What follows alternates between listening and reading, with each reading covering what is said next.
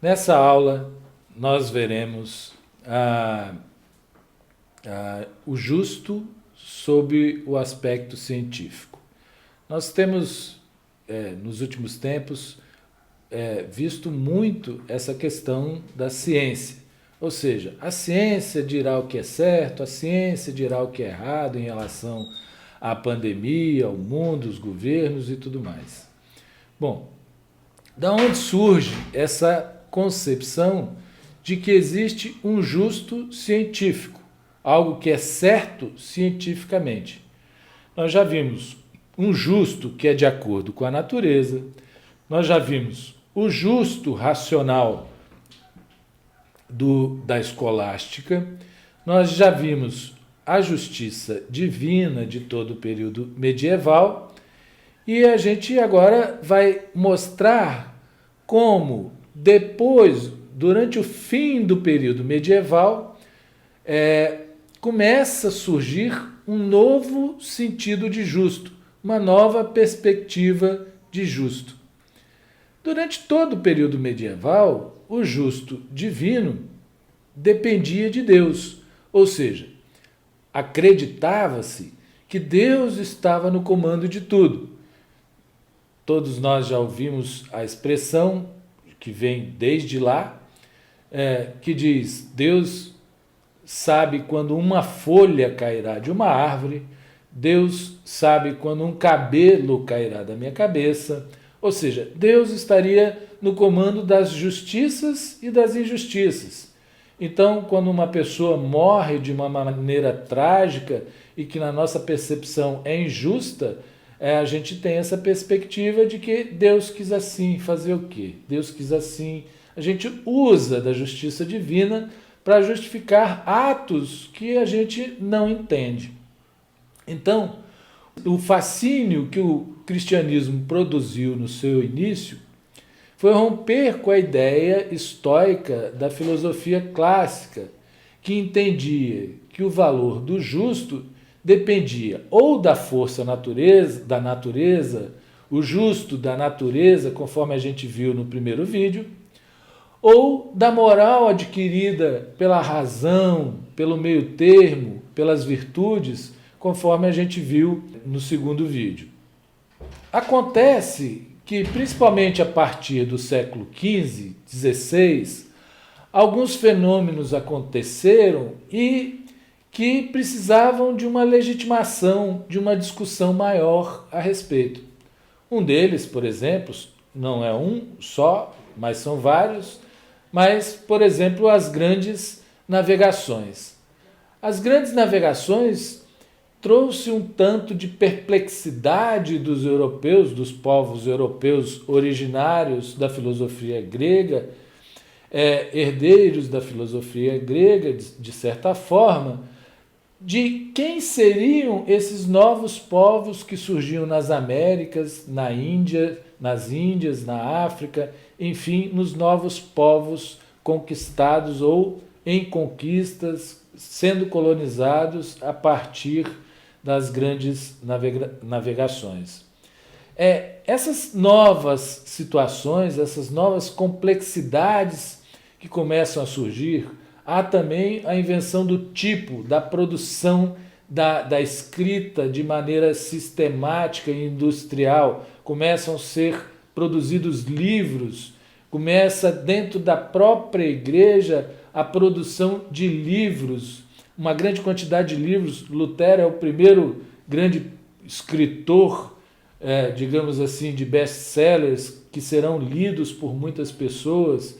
O calvinismo, até um pouco antes das grandes navegações, a gente já vê, por exemplo, São Francisco de Assis produzindo contestações em relação a dogmas religiosos a partir de perspectivas aristotélicas. Bom, começam a surgir grandes movimentos que vão contestar os dogmas religiosos. O que eram os dogmas? Dogmas eram verdades, coisas tidas, acreditadas como verdadeiras, porque eram produzidas a partir de uma justiça divina. Então Deus havia estabelecido certas regras de justiça que faziam com que as pessoas acreditassem nesses dogmas como verdadeiros. Existiu, por exemplo, Malleus Maleficarum, que era um livro que dizia como era a justiça de Deus e que regia todo o processo inquisitorial que todos já ouviram falar. Portanto, a verdade era um elemento não mais imanente de dentro da filosofia, mas algo de fora, de Deus, a partir de uma perspectiva divina. Maquiavel é um dos primeiros que vai dizer que aqueles dogmas, aquelas verdades estabelecidas como verdades, e vejam, eram verdades estabelecidas e com uma tradição já vigente de 1000 anos. Por exemplo, Deus dá ao povo o governo que merece. Ora, já há 1000 anos, desde 300 até antes, pode-se dizer, que já vigoravam impérios, reinados, sempre sob a égide de que Deus é que dava o domínio, a possibilidade da pessoa ser um governante, a possibilidade da pessoa deter bens materiais. Então, por exemplo, proletário era a pessoa que só tinha sua própria prole, não tinha a possibilidade de ser um proprietário, que é aquele que tinha propriedade. Quem dava só a propriedade para uns, a propriedade para alguns, e dava só a prole para outros, era Deus. Deus estava no comando há 1000 anos, digamos assim. Maquiavel vai ser o primeiro que vai contestar e dizer: isso é simplesmente uma aparência de verdade. Isso não é a verdade em sua essência. Ele vai recuperar a verdade em sua essência. E é interessante que ele vai recuperar a partir de um mito, de um conceito cristão, efetivamente. Ele diz: pensemos na nossa natureza pecaminosa. A igreja sempre dizia: você peca porque o seu interior é ruim, você é naturalmente ruim. Por isso precisamos da igreja para que recuperemos a nossa natureza que é genuinamente ruim. Mas ele vai dizer: isso é só o que parece, isso não é a verdade. A verdade é e sempre dependerá de outro para ser observada. A verdade depende do observador. A verdade, a aparência das coisas depende mais de quem observa do que efetivamente da coisa em si. Às vezes eu desejo tanto que uma coisa se pareça como uma determinada forma, que eu começo a acreditar que ela de fato seja desse jeito. É o que ele chamava de verossimilhança, ou seja, é como se fosse a verdade, mas não é verdade. A gente vê, por exemplo, no milagre da transubstanciação da Santa Ceia. A igreja diz que aquele é efetivamente o sangue e o corpo de Cristo. Ou seja, este não é um milagre. O sangue e o corpo não estão presentes, é vinho que está ali. Mas é como se fosse, é a verossimilhança. É uma aparência de verdade, mas que depende do observador. O vinho em si não é sangue, o pão em si não é corpo, portanto não é verdade. Maquiavel também dá uma repaginada na tese aristotélica de que a nossa verdade é uma verdade que nós podemos enxergar a partir da nossa razão. Aristóteles, muitos séculos atrás, dizia que a razão possibilitaria que nós enxergássemos o meio termo entre o excesso e a falta. Então, Aristóteles entendia a justiça como um meio termo que surge a partir do exercício da razão. Todos seríamos capazes de autonomamente produzir justiça, dizia Aristóteles. A repaginada que Maquiavel dá é que ele diz: nós somos capazes de, pela razão, enxergar o bem e não necessariamente a justiça. O bem dos iluministas não dependerá da submissão nem a Deus, nem à Igreja e nem ao Estado, uma instituição que está começando a surgir no horizonte no fim do período medieval. Hobbes recupera aquele naturalismo grego que a gente falou no primeiro vídeo, para admitir que essa percepção de bem era, de certa forma, contaminada pela nossa natureza. Nós somos naturalmente beligerantes. Uma das coisas que afligia a Europa de então, do fim do período medieval, eram as constantes guerras, os constantes e intermináveis conflitos. Então, buscava-se a todo custo uma forma de conseguir uma pacificação, um período de pacificação. Dizia ele que todos nós somos propensos à guerra. Entretanto, a gente tem também uma contradição interna, que a gente quer sobreviver à guerra.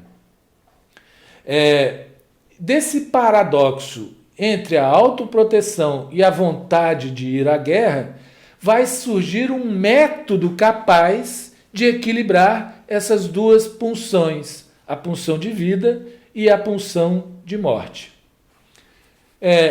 René Descartes é um cristão, diga-se de passagem, ele é um crente, que vai tentar provar a existência de Deus, mas a partir de um método racional para demonstrar essa teoria de Hobbes. Ou seja, ele não renuncia a Deus, ele continua crendo em Deus, mas renuncia à Igreja. A gente herda de René Descartes muitas coisas. Entre elas, por exemplo, a expressão descartar. Quando eu me canso de uma coisa, eu descarto essa coisa.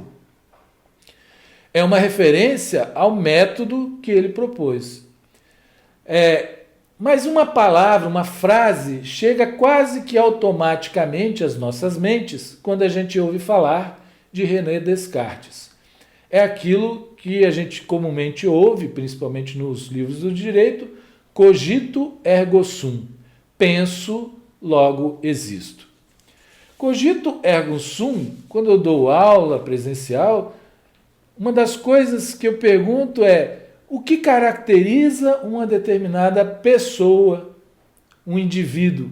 Quase todo mundo responde cogito ergo sum. Professor, fulano é gente porque pensa. Bom, os fenomenologistas, o principal deles é Heidegger, vai fazer uma séria crítica a esse cogito de Descartes. No texto de vocês, essa crítica está escrita direitinho, explicando direitinho. Bom, voltemos a Descartes. Descartes desenvolve um método. Me permitam ler o método dele aqui, para que vocês possam compreender com clareza o método cartesiano, que consiste basicamente em 4 passos. O primeiro consiste em não aceitar por verdadeira como verdade alguma. O segundo é dividir a premissa verdadeira em iguais e comparáveis, partes iguais e comparáveis, de modo que ao dividi-las, eu possa dividir em tantas partes quantas forem necessárias para chegar a uma partícula daquela verdade. Terceiro, ordenar e deduzir, visando conduzir os pensamentos em ordem do mais fácil para o mais difícil, do mais simples para o mais complexo. E, finalmente, fazer enumerações completas, revisões, até a exaustão, até não haver mais nada omisso. Esse método cartesiano vai produzir um profundo desgaste no pensamento orgânico da filosofia tradicional. O que está em jogo é aquela visão que nós falamos no início do primeiro vídeo, é o ontológico, ou seja, a percepção do homem, da natureza e de tudo mais como fazendo parte da mesma coisa. Se na perspectiva ontológica nós partimos de uma premissa maior, e qual é a premissa maior? No caso do justo natural, a força da natureza. No caso do justo racional da escolástica, a força da ética como elemento definidor do virtuoso. No caso do justo divino, a força dos dogmas religiosos. Ou seja, parte-se de uma premissa maior. Logo, o método é dedutivo, deduz-se de uma premissa maior para um experimento menor. Agora, o método cartesiano permite, como ponto de partida, uma premissa menor. Ele sai de uma premissa menor, as repartições de uma verdade em minúsculas verdades, para se chegar a uma perspectiva maior. É, portanto, um processo contrário, indutivo. Veja como isso influencia até na metodologia de pesquisa que nós usaremos na universidade. A natureza, portanto, deixa de ser um todo para fazer parte desse todo. A ontologia é descartada, ou seja, ela é compartimentalizada, ela é partida em pedaços. A verdade é partida em pedaços. A filosofia ontológica, ela é desqualificada como método. Todas as certezas naturais, divinas, éticas, passam a ser postas em dúvidas. Bom, é dessa perspectiva que surge a expressão cogito ergo sum. O método científico passa a ser a instância que homologa a verdade existencial. A verdade existencial não depende mais da natureza, não depende mais da ética do sujeito, a verdade existencial não depende mais da boca divina. Veja o termo, as expressões que Descartes usa para descartar a ontologia. Vou ler novamente, me permitam, o que ele mesmo disse. É possível chegar a conhecimentos que sejam muito úteis à vida, e que, em vez dessa filosofia especulativa que se ensina nas escolas, se pode encontrar uma outra prática pela qual, conhecendo a força e as ações do fogo, da água, do ar, dos astros, dos céus e de todos os outros corpos que nos cercam, tão distantes como conhecemos os diversos mistérios dos nossos artífices, poderíamos empregá-los da mesma maneira em todos os usos para os quais são próprios, e assim tornar como que senhores possuidores da natureza. A evolução dele foi perceber, portanto, que o processo de percepção é o processo cognitivo. Como que eu vou perceber a verdade consignada? Como que eu vou construir uma verdade? a esse método de uma construção de verdade científica, será chamado gnoseologia, ou seja, a análise da verdade a partir do método ou da linguagem metodológica de uma determinada ciência específica.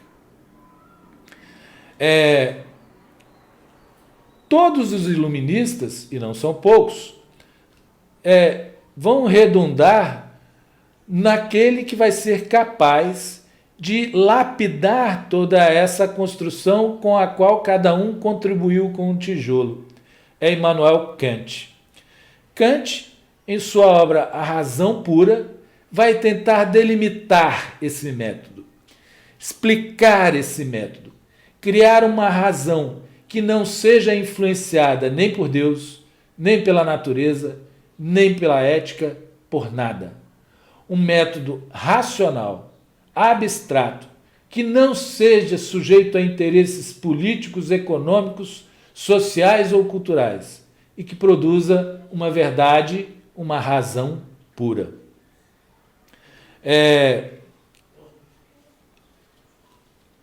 Só que essa razão pura não é mais grega. O contexto dela é o contexto europeu. O contexto dela é o contexto dos iluministas. Eu não posso mais, eles não querem mais dar crédito à razão. Por isso, a experiência aristotélica, embora esteja presente como pano de fundo da razão pura de Kant. Por isso que o conhece-te a ti mesmo, que nós falamos no vídeo 2, de Sócrates, embora esteja presente como pano de fundo da razão pura kantiana, todas essas coisas eram apenas o primeiro passo, segundo Kant, para conhecer as coisas que racionalmente são ou não são produzidas a partir de uma razão pura. Kant não valoriza mais o ser ontológico. Ele diz: este método racional puro produzirá um dever ser. Então, não importa mais como o homem foi criado ou era.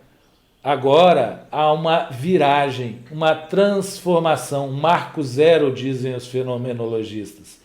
O homem que olhava para trás para conhecer-se, agora olhará para frente.